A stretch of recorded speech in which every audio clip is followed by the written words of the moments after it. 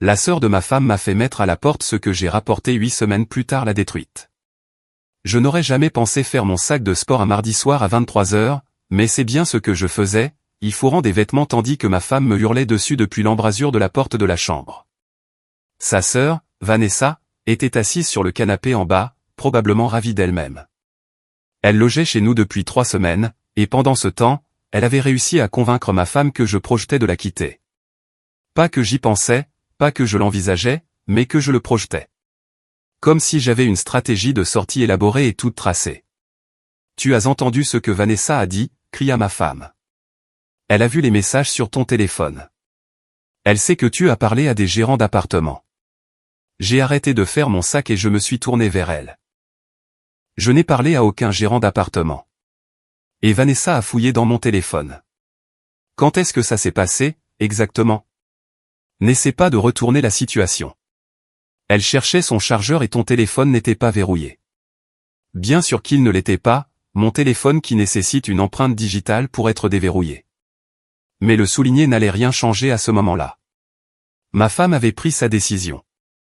Et quand elle était comme ça, les faits n'avaient plus d'importance.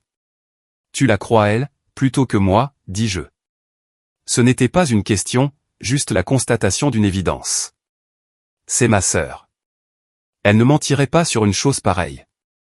J'ai fermé la fermeture éclair du sac. Très bien, alors.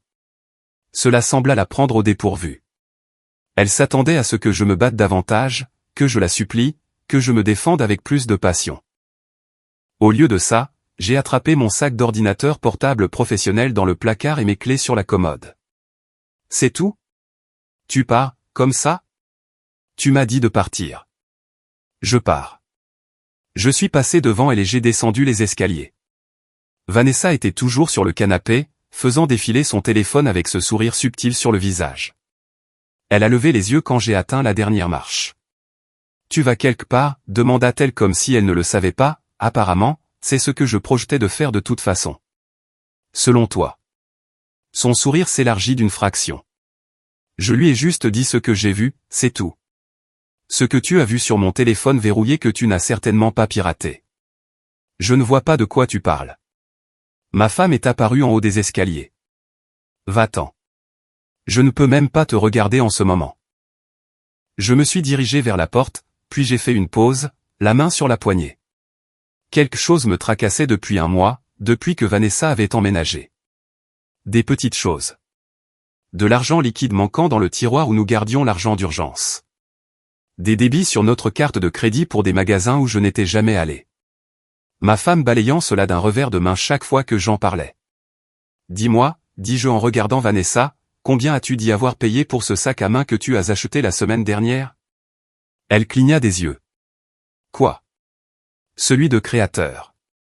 Tu as dit que tu avais économisé pendant des mois. Je ne vois pas en quoi c'est tes affaires maintenant. Ce ne le sont pas. Simple curiosité. Je suis sorti dans l'air nocturne, j'ai jeté mes sacs dans mon camion et je suis parti. Dans mon rétroviseur, je pouvais voir la lumière du salon toujours allumée et 2 silhouettes à la fenêtre. Je me suis arrêté à une station-service à 5 km de là et je suis resté assis sur le parking 1 minute, juste pour respirer. Puis j'ai sorti mon téléphone et ouvert notre application bancaire. Cela faisait des semaines que je voulais vérifier quelque chose, mais j'étais sans cesse distrait. C'était là, un débit d'il y a 2 mois dans une boutique du centre-ville. 740 €. J'ai cliqué dessus, puis je l'ai recoupé avec notre calendrier partagé. C'était le jour où ma femme avait dit qu'elle rendait visite à sa mère à Portland. Le débit était local. J'ai remonté plus loin. D'autres débits, différents magasins, différents montants, mais tous les jours où ma femme n'était pas à la maison. Les jours où Vanessa avait logé chez nous. J'ai pris une capture d'écran de chacun, puis j'ai ouvert un nouveau dossier sur mon téléphone et je les y ai tous sauvegardés. Puis j'ai fait quelque chose que j'aurais probablement dû faire plus tôt. J'ai appelé mon pote Fletcher du travail. Il est presque minuit, répondit-il. Je sais. J'ai besoin d'un endroit où dormir pour quelques jours, peut-être plus. Il y eut une pause. Que s'est-il passé? Je me suis fait mettre à la porte de ma propre maison parce que ma belle-sœur a décidé de semer la zizanie. C'est une longue histoire. Viens. J'ai une chambre d'amis et tu sais où je garde les bières. Merci, mec. Je te revaudrai ça. Pas du tout. À dans 20 minutes. J'ai raccroché et j'ai fixé l'écran de mon téléphone, toutes ces captures d'écran que je venais de prendre. Puis j'ai ouvert mes emails et je me les suis envoyés avec pour objet, preuve, ne pas supprimer. Quelque chose me disait que j'allais en avoir besoin. J'ai démarré le camion et me suis dirigé vers chez Fletcher. Faisant déjà une liste mentale des choses que je devais faire demain. La première sur cette liste était d'appeler un avocat. La seconde était de vérifier chaque transaction sur nos comptes des 6 derniers mois. Si Vanessa voulait jouer à des jeux, elle avait choisi la mauvaise personne à qui s'attaquer. Je ne projetais pas de partir avant, mais maintenant, c'était certain. Et j'allais m'assurer que tout le monde sache exactement pourquoi. La chambre d'amis de Fletcher était simple mais propre, un lit, une commode et une fenêtre donnant sur son jardin. C'était suffisant. J'ai passé la première matinée à éplucher nos relevés bancaires sur mon ordinateur portable pendant que Fletcher préparait le café. 6 mois de transactions, imprimés et surlignés. Le schéma était évident une fois que je savais quoi chercher. Des débits les mardis et jeudis, toujours entre 10h du matin et 14h. C'étaient les jours où ma femme avait ses plus longues journées de travail au cabinet dentaire. Et Vanessa avait squatté chez nous par intermittence ces 4 derniers mois, pas 3 semaines comme je l'avais pensé. C'est grave, demanda Fletcher en posant une tasse à côté de mon ordinateur portable. Assez grave pour que j'appelle un avocat aujourd'hui. Tu penses que sa sœur a volé? Je ne le pense pas. Je le sais. Regarde ça. J'ai tourné l'ordinateur portable vers lui. 740 € ici, 600 € là, 370 € dans une bijouterie. Tout débité sur notre carte de crédit. Tous les jours où ma femme n'était pas à la maison. Fletcher siffla à voix basse. Ça fait quoi, 2750 € juste là? Ça, c'est juste mars. Je n'ai même pas encore fini d'éplucher avril et mai. Mon téléphone a vibré. Un texto de ma femme. Le premier depuis mon départ. Il faut qu'on parle. J'ai posé le téléphone face contre la table. Tu ne réponds pas, demanda Fletcher. Rien à dire. Elle a fait son choix. La vérité, c'est que j'avais beaucoup de choses à dire, mais pas encore. Pas avant d'avoir tout documenté et d'avoir un avocat qui pourrait me dire exactement quelles étaient mes options. J'ai fini mon café et j'ai cherché des avocats spécialisés en divorce dans la région. J'en ai trouvé une avec de bons avis, j'ai appelé et laissé un message. Puis je suis retourné au relevé bancaire. À midi, j'avais trouvé plus de 6400 € de débit frauduleux.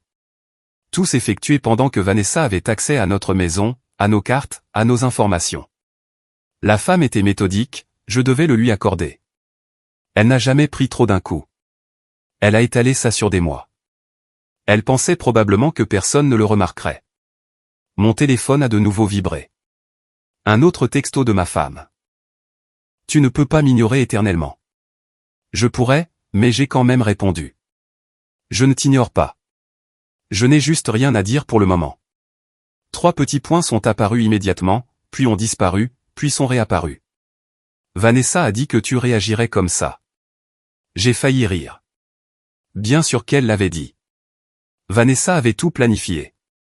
Me faire mettre à la porte, s'installer elle-même, continuer à vider les comptes. Ma femme penserait simplement que c'était des choses qu'elle avait oublié d'avoir achetées ou des factures qui étaient arrivées. L'avocate a rappelé vers 14h. Elle s'appelait Patricia Simons et avait l'air de quelqu'un qui avait l'habitude de gérer ce genre de désordre. Alors, laissez-moi m'assurer de bien comprendre, dit-elle après que je lui ai expliqué la situation. Votre femme vous a forcé à partir sur la base d'accusations de sa sœur, et maintenant vous avez découvert que cette même sœur a commis une fraude.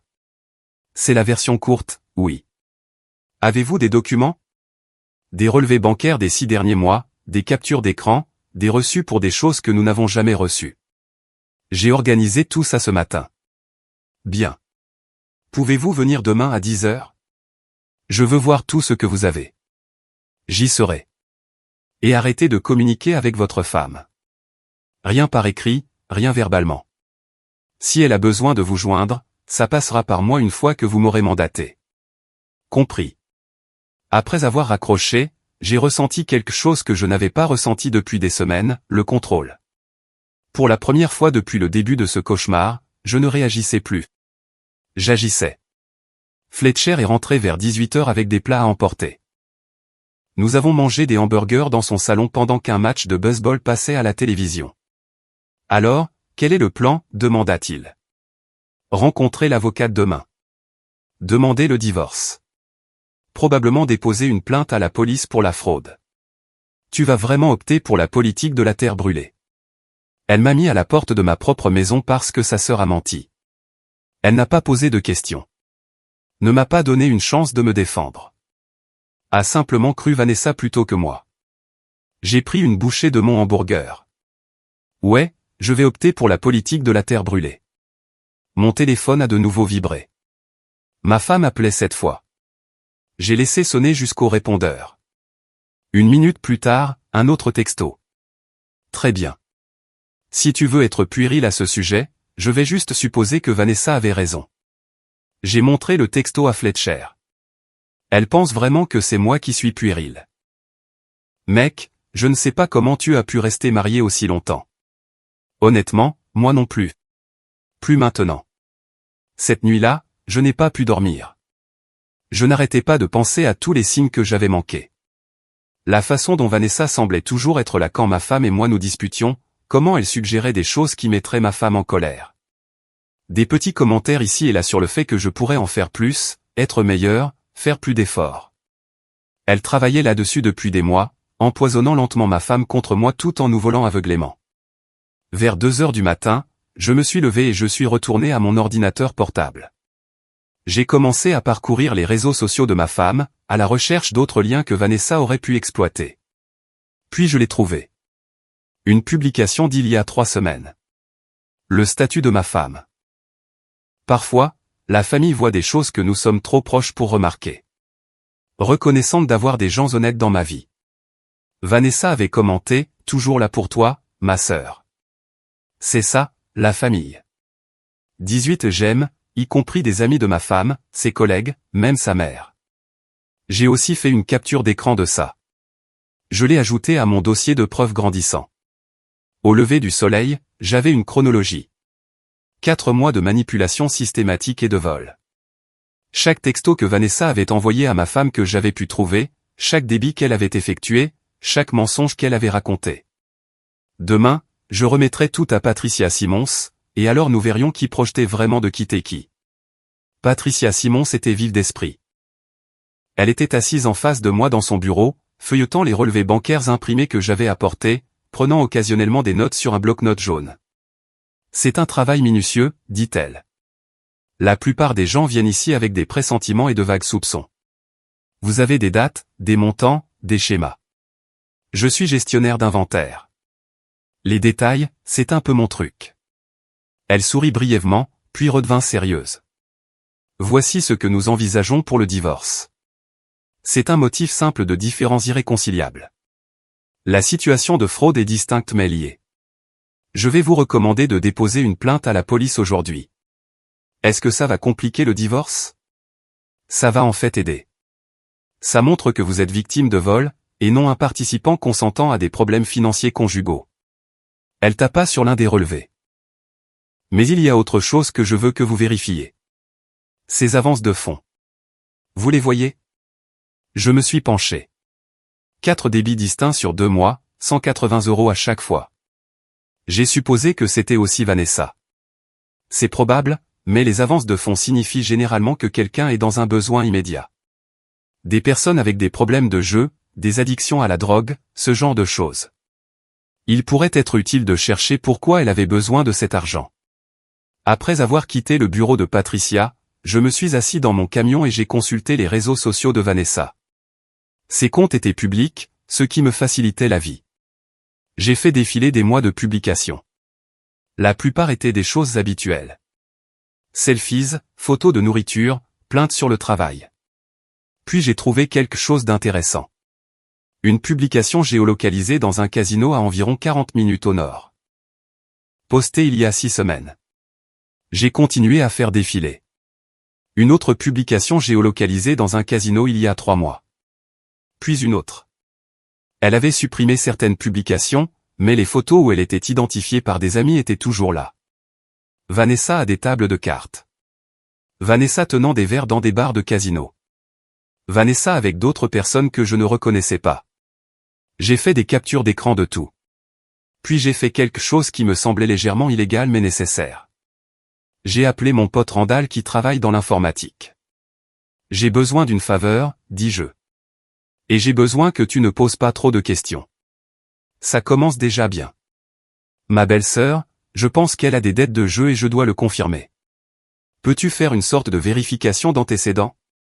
Il y eut une pause. Je peux faire une recherche de base. Registre public, ce genre de choses. Rien de classifié. C'est tout ce dont j'ai besoin. Donne-moi son nom complet et sa date de naissance si tu l'as. J'ai débité les informations de Vanessa. Elle avait rempli un formulaire de contact d'urgence chez nous une fois. J'en avais pris une photo il y a des semaines pour des raisons totalement différentes. Je t'enverrai ce que je trouve par texto. Ça pourrait prendre quelques heures. Merci, mec. Le temps que je retourne chez Fletcher, mon téléphone explosait. Cet appel manquait de ma femme. 3 messages vocaux. J'ai écouté le premier. Tu ne peux pas simplement disparaître comme ça. Nous devons décider de ce que nous faisons avec la maison, les factures, tout. Rappelle-moi. Le second était plus en colère. Sérieusement, tu vas m'ignorer. C'est tellement typique de toi. Vanessa a dit que tu essaierais de me punir en gardant le silence. Le troisième était différent, plus calme. Tu me manques. Je sais que tu es en colère, mais nous pouvons surmonter ça. Reviens juste à la maison et nous parlerons. J'ai supprimé les 3 sans répondre. Vers 16 heures, Randall m'a envoyé un texto. Vérifie tes emails. Je t'ai envoyé ce que j'ai trouvé. Ce n'est pas joli. J'ai ouvert mon ordinateur portable.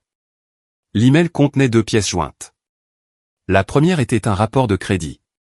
Vanessa avait 3 cartes de crédit au maximum de leur plafond, totalisant plus de 13 800 € de dette.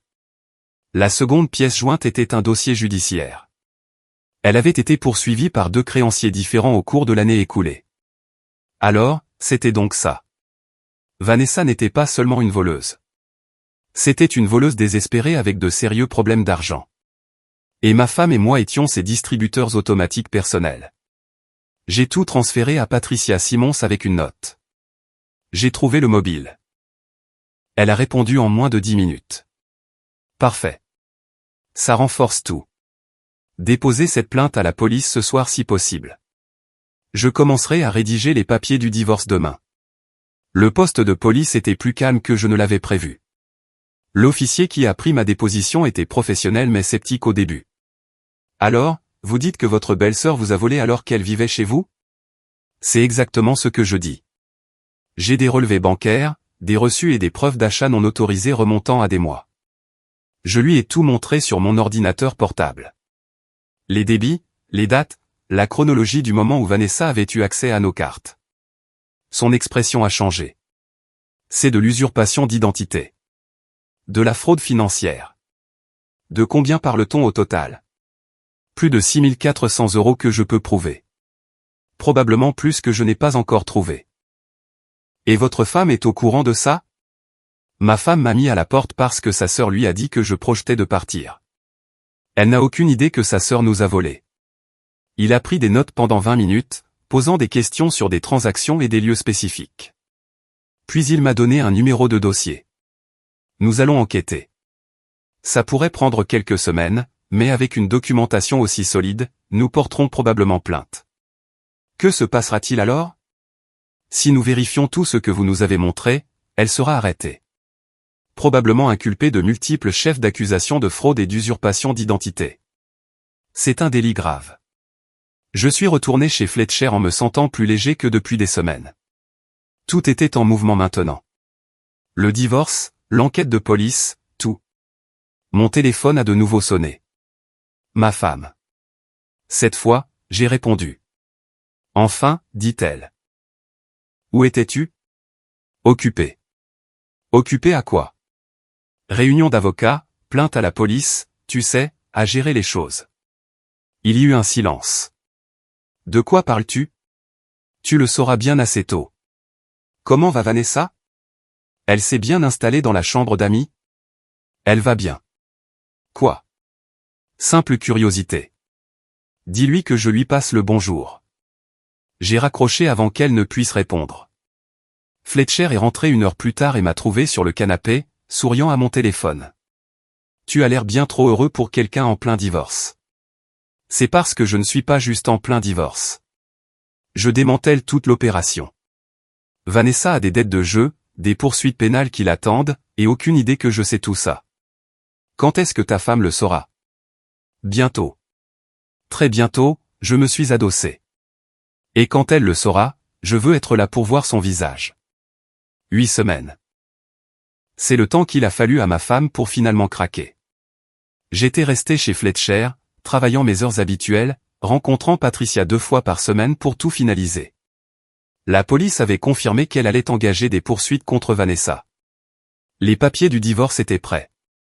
J'avais des copies de tout, organisées dans un dossier qui trônait sur la table de la cuisine de Fletcher comme une bombe à retardement. Mon téléphone a sonné un mercredi soir. Le nom de ma femme s'est allumé sur l'écran. J'ai laissé sonner 3 fois avant de répondre. Oui. Il faut qu'on parle. Sa voix avait 7 pointes d'agressivité. Celle qu'elle utilisait quand elle pensait avoir le dessus. À propos de quoi? Que tu rentres à la maison. Que tu règles ce désordre que tu as créé. J'ai failli rire. Le désordre que j'ai créé. C'est intéressant. As-tu réalisé que tu avais tort? Parce que je suis prêt à passer outre si tu admets simplement que tu as surréagi. Et voilà. 8 semaines de silence de ma part. Et elle pensait que c'était à moi de m'excuser. Vanessa avait bien fait son travail. Tu veux avoir cette conversation en personne? Demandai-je. Enfin. Oui. Quand peux-tu passer? Que dirais-tu de samedi après-midi? 14 heures, ça te va? C'est bon. Vanessa sera là aussi. Elle veut mettre les choses au clair. J'imagine bien. Parfait. À samedi alors. J'ai raccroché et j'ai immédiatement appelé Patricia. Ça se passe samedi. J'ai besoin que tout soit prêt. Les papiers sont finalisés. Je te les ferai livrer par coursier vendredi. Le rapport de police est dans tes emails. Tu as toutes les preuves. Chaque pièce. Bonne chance. Appelle-moi quand ce sera fait. Vendredi matin, un coursier a livré une épaisse enveloppe Kraft. À l'intérieur se trouvaient les papiers du divorce, imprimés et organisés avec des onglets marquant les endroits où les signatures étaient nécessaires.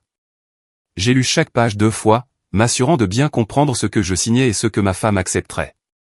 Le règlement était juste, peut-être trop juste.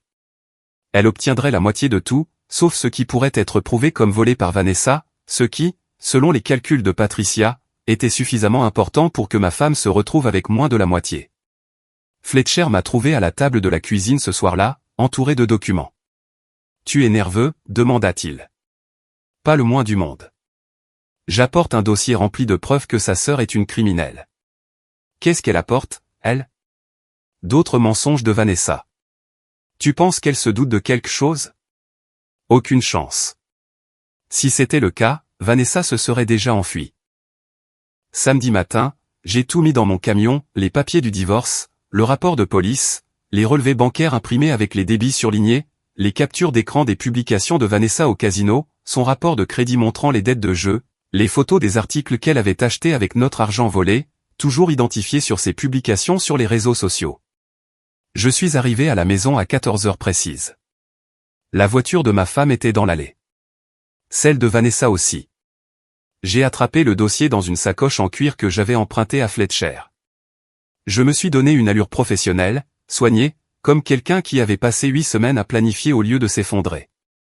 La porte d'entrée n'était pas verrouillée. Je suis entré sans frapper. Ma femme était assise sur le canapé, les bras croisés. Vanessa était dans le fauteuil, ce même sourire subtil sur le visage que le soir de mon départ. « Tu es là ?» dit ma femme. Elle semblait surprise, comme si elle pensait que je ne viendrais pas, « Tu m'as invité. » J'ai posé la sacoche sur la table basse. « Alors, parlons. »« D'abord, je veux des excuses, dit-elle. Pour la façon dont tu t'es comporté ces 2 derniers mois. Ignorant mes appels, refusant de communiquer comme un adulte. J'ai hoché la tête lentement.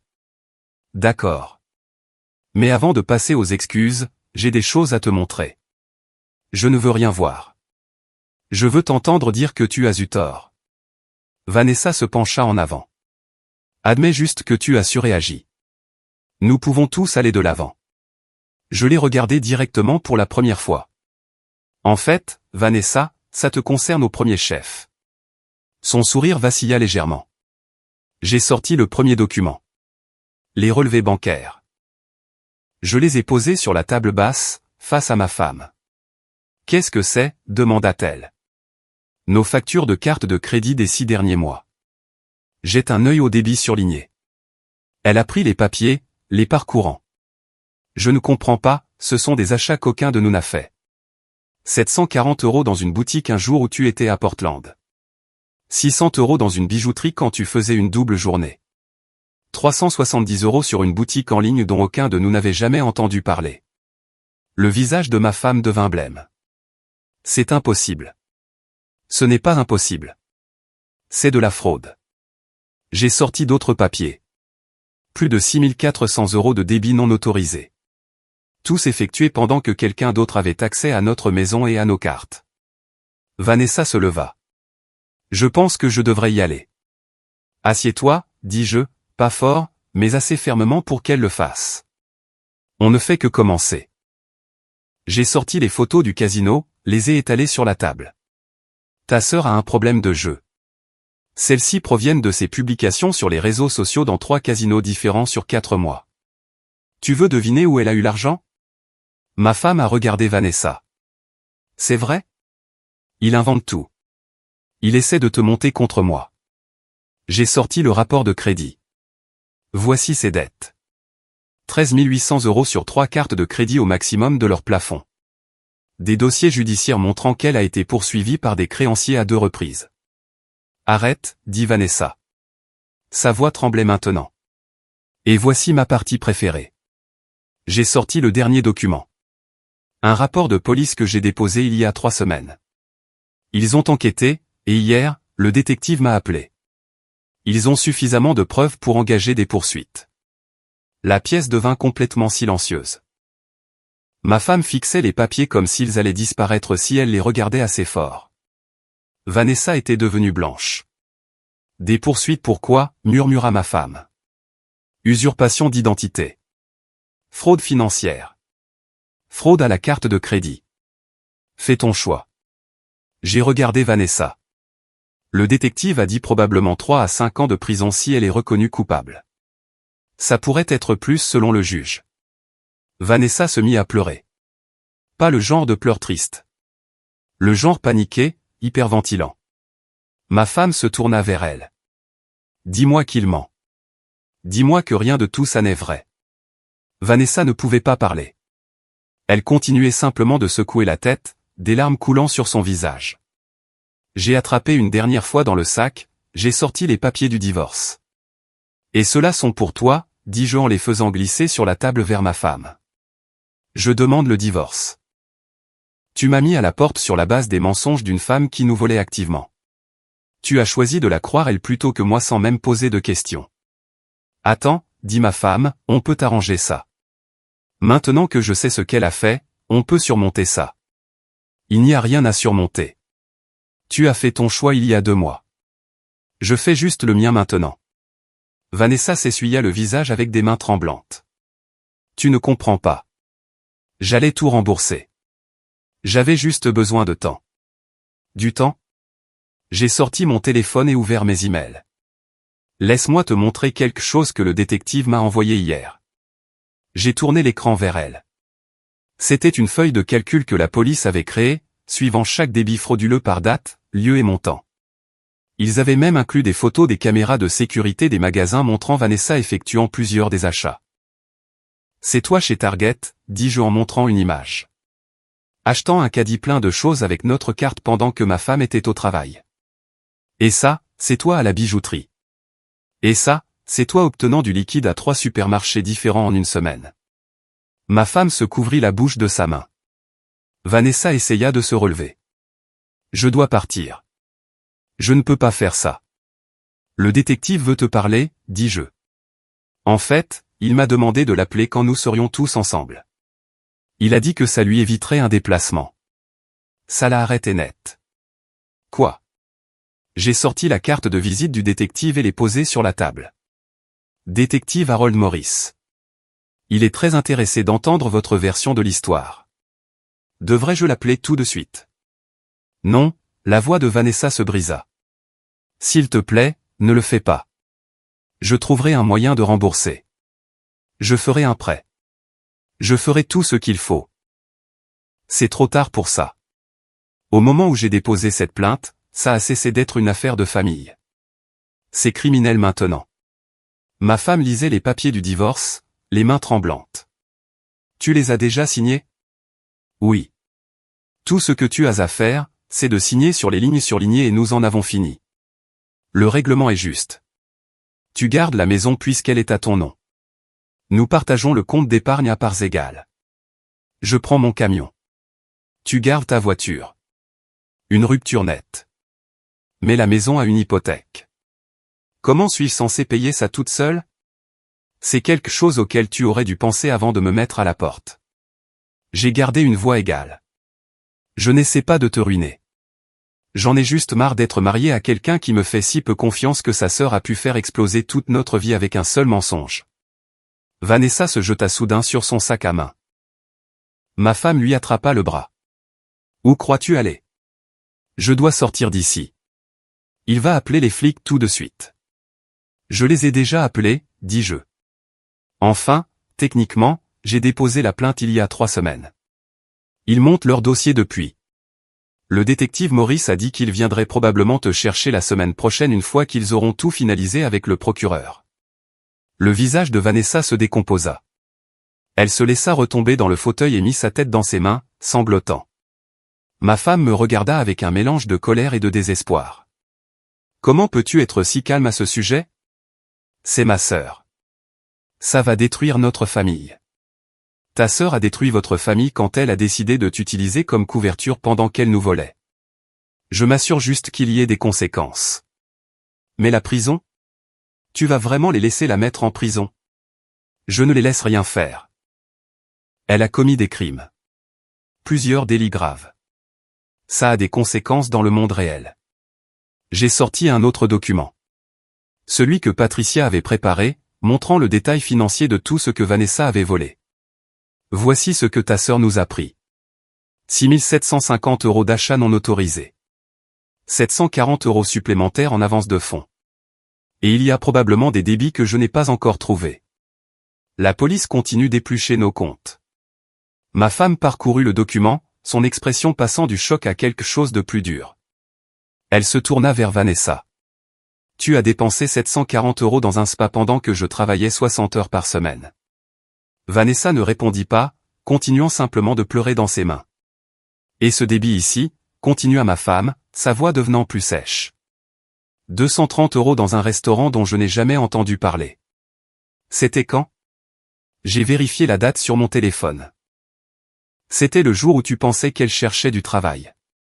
Tu te souviens? Elle avait dit qu'elle avait 3 entretiens prévus.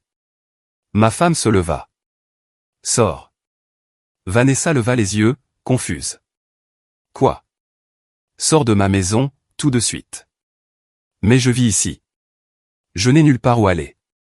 Tu aurais dû y penser avant de me voler. La voix de ma femme était glaciale maintenant. Fais tes valises et pars ce soir. S'il te plaît. Je suis désolé. Je vais arranger ça, je le jure. La seule chose que tu vas arranger, c'est ton casier judiciaire. Ma femme attrapa le sac à main de Vanessa et le lui fourra dans les mains. Prends tes affaires et sors. Si tu n'es pas parti dans 1 heure, j'appelle la police moi-même. Vanessa tituba vers les escaliers, toujours en pleurant. Nous pouvions l'entendre à l'étage, ouvrant frénétiquement les tiroirs et les placards. Ma femme se rassit, fixant les papiers du divorce. Je n'arrive pas à croire que ça arrive. Quelle partie? Celle où ta sœur nous a volé aveuglément ou celle où tu as choisi de la croire elle plutôt que moi? Elle tressaillit. Ce n'est pas juste. Juste. Tu m'as mis à la porte de ma propre maison sur la base de rien d'autre que sa parole. Tu n'as pas demandé de preuves. Tu ne m'as pas donné une chance de me défendre. Tu as juste décidé que j'étais coupable et tu m'as dit de partir. C'est ma sœur. Je lui ai fait confiance. Et j'étais ton mari. Où était ma confiance? Elle n'avait pas de réponse à ça. Vanessa est redescendue 20 minutes plus tard, traînant 2 valises. Son visage était rouge et bouffi par les larmes. Elle regarda ma femme une dernière fois. Je suis désolé. Je n'ai jamais voulu que tout ça arrive. Va-t'en, dit ma femme. Vanessa est sortie par la porte d'entrée. Nous avons entendu sa voiture démarrer, puis s'éloigner. La maison fut silencieuse un long moment. Que se passe-t-il maintenant? Demanda ma femme. J'ai montré les papiers du divorce. Tu les signes. Je les dépose au tribunal. Dans 6 mois, nous sommes officiellement divorcés. Et Vanessa? La police s'en chargera. Ils l'arrêteront probablement dans la semaine. Ensuite, ce sera au procureur de décider s'il veut poursuivre. Étant donné le montant de l'argent et les multiples chefs d'accusation, je suppose que oui. Ma femme a pris un stylo. Sa main plana au-dessus de la première ligne de signature. Je pensais vraiment que tu me quittais, dit-elle doucement. Vanessa était si convaincante. Elle m'a montré des textos qu'elle disait venir de toi, parlant à d'autres femmes. Elle avait des captures d'écran d'annonces d'appartements qu'elle disait que tu regardais. Tout était faux, tout était manipulé, et tu l'as cru sans me le demander une seule fois. Elle a signé la première page, puis la deuxième, puis la troisième. Quand elle a eu fini, elle a repoussé les papiers sur la table. J'espère que tu es heureux. Je ne suis pas heureux. J'en ai juste fini. J'ai rassemblé les papiers et les ai remis dans le dossier. Tu recevras ta copie de mon avocat la semaine prochaine. La maison est à toi. Je passerai samedi prochain pour récupérer le reste de mes affaires. Je me suis levé et je me suis dirigé vers la porte. Attends, dit-elle. Où vas-tu vivre? Je me suis retourné. Ce n'est plus ton problème. Et je suis sorti, fermant la porte derrière moi pour la dernière fois. 3 mois plus tard, je signais le titre de propriété d'une caravane rénovée sur un terrain de près d'1 hectare en dehors de la ville. Pas luxueux, mais c'était à moi. Payé comptant avec l'argent que j'avais économisé en faisant des heures supplémentaires en logeant chez Fletcher. Vanessa a été arrêtée 2 semaines après notre confrontation. Le procureur l'a inculpée de 6 chefs d'accusation d'usurpation d'identité et de fraude. Elle a accepté une négociation de peine, 18 mois dans la prison du comté, 5 ans de probation, et une restitution ordonnée par le tribunal de 7 400 €. Mon ex-femme a appelé une fois pendant le procès. Je n'ai pas répondu.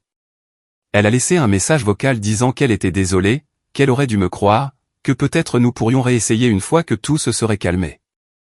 Je l'ai supprimé sans répondre. Le divorce a été finalisé un mardi. Patricia a appelé pour me féliciter, disant que c'était l'un des cas les plus simples qu'elle ait traités depuis des années, principalement parce que j'avais tout documenté si minutieusement.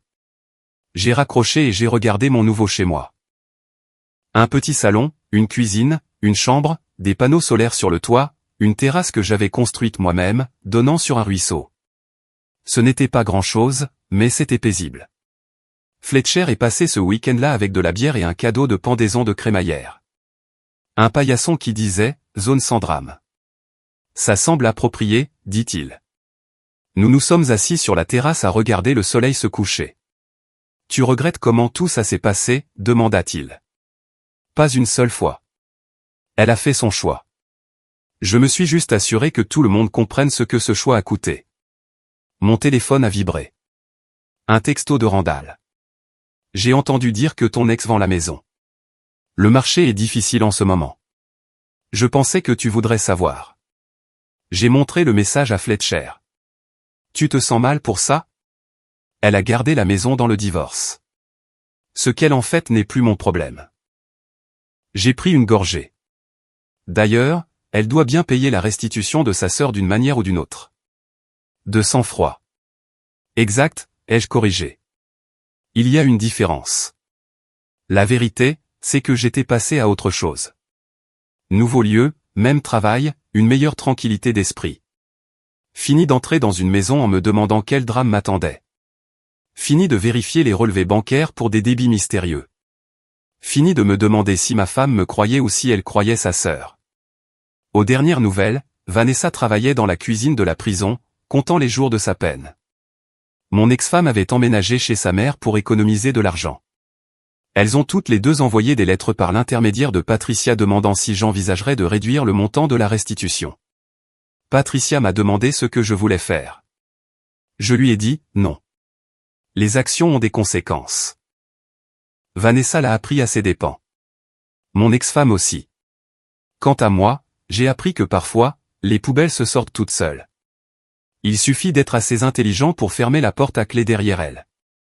Fletcher a levé sa bière au nouveau départ. J'ai trinqué ma bouteille contre la sienne, à savoir quand il faut tourner la page. Et c'était tout. Pas de retour en arrière, pas de seconde chance, pas d'affaires en suspens, juste moi, ma caravane, et une vie qui était enfin entièrement la mienne. Notre histoire est terminée. Si vous êtes arrivé jusqu'ici, que diriez-vous de vous abonner à notre chaîne? Cela nous aide énormément. J'ai sélectionné 2 autres vidéos pour vous que je suis sûr que vous apprécierez. N'hésitez pas à cliquer dessus. Je vous attendrai dans la prochaine histoire. À bientôt.